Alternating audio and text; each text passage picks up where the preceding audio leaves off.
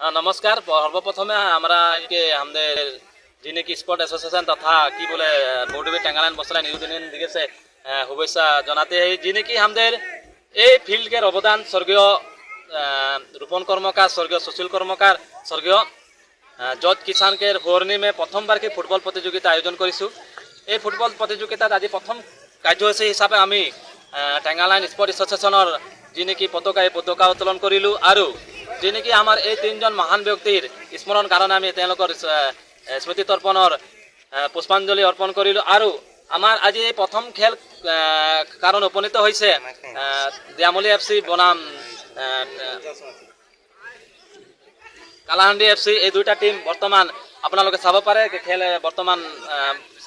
চলি আছে। গতিকে মই আৰু আমাৰ এই ডুমডুমা অঞ্চলে হোক या তিনিচুকীয়া অঞ্চলৰে হোক যি অঞ্চলৰ ফুটবল ক্ৰীড়া দলক আমি অনুৰোধ জনাইছোঁ তেখেতলোকে আহি আমাৰ এই ফুটবলত যোগদান কৰি আৰু ফুটবল যিনেকি এই প্ৰতিযোগিতাত খেলখন উপভোগ কৰিবৰ কাৰণে সমূহ ৰাইজক অনুৰোধ জনাইছোঁ। নমস্কাৰ।